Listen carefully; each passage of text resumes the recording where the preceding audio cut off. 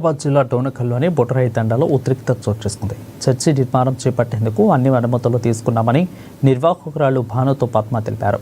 2021లోని చిన్న చర్చిని నిర్మించామని భక్తుల తాకిడి ఎక్కువగా ఉండడంతోనే ఇప్పుడు పెద్దగా నిర్మించుకుంటున్నట్లు తెలిపారు. అయితే గ్రామస్తులు మాత్రం చర్చి నిర్మాణాన్ని వ్యతిరేకిస్తున్నారని అన్నారు. గ్రామంలో చర్చిని నిర్మిస్తే మత ఘర్షణలు, మత మార్పిడులు జరిగే అవకాశం ఉందని తండావాసులు అడ్డుకుంటున్నారు. ఇక మరోవైపు చర్చి నిర్మాణానికి వ్యతిరేకంగా సంతకాలు సేకరించి కలెక్టర్, ఆర్టీఓలకు వినతిపత్రం ఇచ్చారు. ఇక భానుతో పద్మ ఆవేదన వ్యక్తం చేసింది. దేశంలో ఎక్కడా లేని అడ్డంకులు బొటరాయి తండాలో ఉన్నాయని, కావాలనే చర్చి నిర్మాణాన్ని అడ్డుకుంటున్నారని ఆరోపణలు చేశారు. గ్రామంలో చర్చి సమస్యలపై అధికారులు దృష్టి సారించాలని, వెంటనే పరిష్కరించాలని కోరుతున్నారు.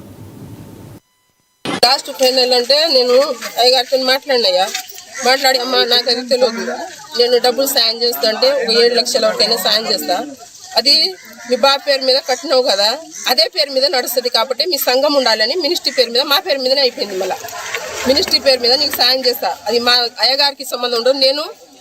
నేను ఆదివారం మీరు పిలిచినప్పుడు వాక్యం చెప్పడానికే వస్తా, అది కట్టుకోవటానికి మీకే అధికారం, ఉండటానికైనా మీకే అధికారం, మాకు ఎవరి సంబంధం లేదు. మీరు 10 మంది ఉన్నారా, 20 మంది ఉన్నారా, మీరే మాట్లాడుకోండి అన్నప్పుడు మేము కలిసి మాట్లాడుకున్నాం. ఎందుకంటే దేవునికి సంబంధించి మాట్లాడుకున్నాం, మేము దేవునికి సంబంధించి మాట్లాడుకుని అయితే సరే అమ్మ చేసుకుంటే చేసుకుందామని 5-6 సార్లు ప్రార్థన కూడా పెట్టినాం. మళ్ళీ అది కొన్ని రోజులు ఆగింది. ఎందుకంటే అయ్యగారు నాకు ఏం సపోర్ట్ లేక, మీరు సంఘం అంతా కూడుకోవాలి, మీరు సంఘం అంతా కూడుకుంటే నేను వాక్యం చెప్పడానికి వస్తా, మీరు అట్లా బలపడాలి కానీ మీరు అప్పుల పాలు కావద్దు, ఏ పాలు కావద్దని వేరే అయ్యగారు కూడా వచ్చిండు. అంతకుముందు ఓపెనింగ్ కూడా అయింది. అది సంవత్సరాల నుండి ఇక్కడ ఎలాంటి చర్చి లేదు, ఏం లేదు. ఏంటంటే ఒకప్పుడు అబ్జెక్షన్ పెట్టినాం, చర్చి కడతా అంటే ఎవరు దేవి కడతా అంటే చర్చి కడతా అంటే అబ్జెక్షన్ పెట్టినాం. అబ్జెక్షన్ పెట్టినప్పుడు దేవి ఏమన్నదంటే, నేను నా ఇంట్లో నా కొడుకు చనిపోయిండు, నేను ప్రార్థన చేసుకుంటా ప్రార్థన అంటే వాళ్ళ ఇంట్లో ఎవరికి అందరికీ దేవుడే, ఇంట్లో ప్రార్థన చేసుకోవడం మేము ఎవరు అబ్జెక్షన్ పెట్టలే. ఇప్పుడు ఒక సంస్థ కమ్మింది, అది మినిస్ట్రీ సంస్థ అంట. ఆ సంస్థకు ఇప్పుడు మొత్తం ఇల్లులు కూలగొట్టి ఇప్పుడు ఒక సంస్థ కమ్మి ఒక చర్చి కడతా అని చూస్తుంది.